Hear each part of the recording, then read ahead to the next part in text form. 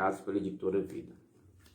Então, nesse livro, a gente vai encontrar algumas orientações para mudarmos a mentalidade conforme a experiência desse grande homem que o Senhor recolheu ano passado. Então, aqui nesse livro, a gente inicia essa leitura, esse estudo, com a pergunta: quem sou eu? Minha identidade no reino. Então, no primeiro parágrafo, diz aqui: em Atos, o apóstolo Paulo é preso pelas autoridades romanas e levado para Roma. Com as mãos e os pés acorrentados, Paulo estava no caminho de Jerusalém a Roma, quando de repente um vento forte chamado Nordeste atingiu o navio e arrastou-o como uma folha, a esmo no mar Adriático. Antes de serem atingidos pela tempestade, todos os tripulantes estavam sob o comando do centurião Júlio e do capitão do navio.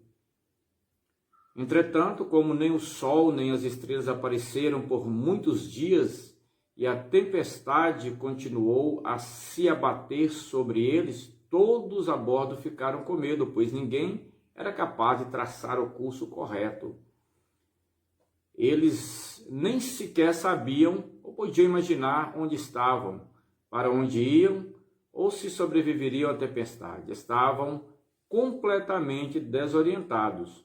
Então foi quando Paulo, um mero prisioneiro, tornou-se o líder de 276 pessoas no navio, baseado em Atos dos Apóstolos, capítulo 27, versículo 37, assumindo a responsabilidade por suas vidas.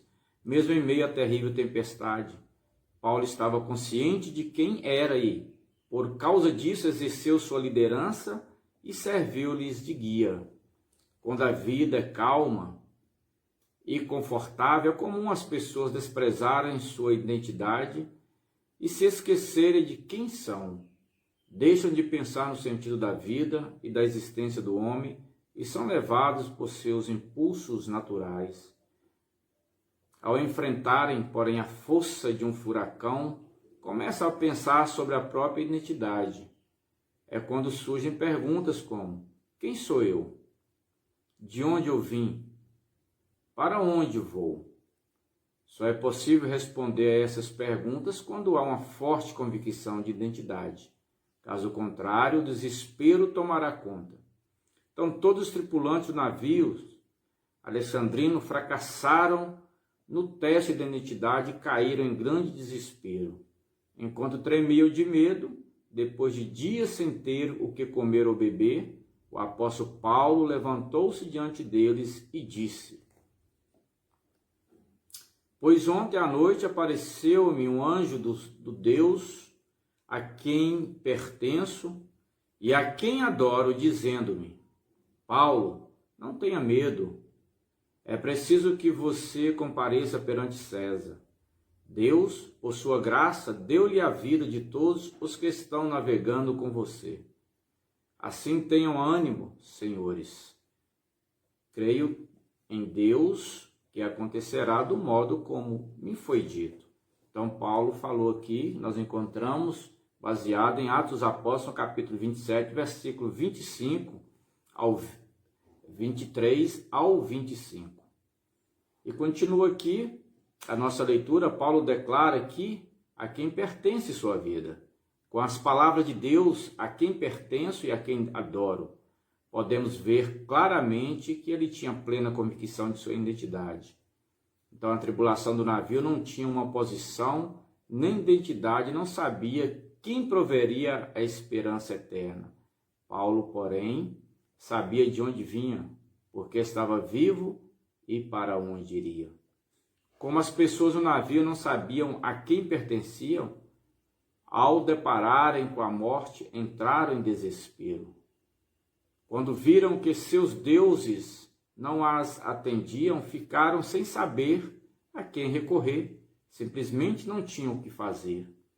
Muitos se fiam em sua própria sabedoria e conhecimento para se orientar em meio às tormentas do mundo. Entretanto, diante de uma situação que lhes fuja completamente ao controle e ameaça destruí-los, resta-lhes apenas o desespero. Devemos pertencer ao Deus Criador e seu Filho, assim como Paulo. E também Apocalipse, no capítulo 3, versículo 20, revela como fazer isso. Eis que estou à porta e bato. Se alguém ouvir a minha voz e abrir a porta, entrarei e cearei com ele e ele comigo. A crença do apóstolo Paulo o tornava inabalável. Ele pertencia ao Senhor, embora fosse prisioneiro do navio e estivesse diante de um terrível destino. Permaneceu resoluto e confiante por causa de sua fé. Como sabia que Deus guia o que pertenciam. Deixou que a paz lhe dominasse o coração ainda que numa situação terrível. Então, a palavra de Deus, através desta revelação desse livro, ao pastor David Poyachum, mude de mentalidade, enfrentando o desafio de viver melhor. Continua dizendo aqui no seguinte parágrafo: o mesmo vale para os cristãos nos dias de hoje. Nós estamos no ano 2022. Todo cristão precisa pertencer a uma igreja local. Embora todas as igrejas sejam o corpo de Cristo, precisamos fazer parte de uma em especial. Perambular de igreja em igreja não leva ninguém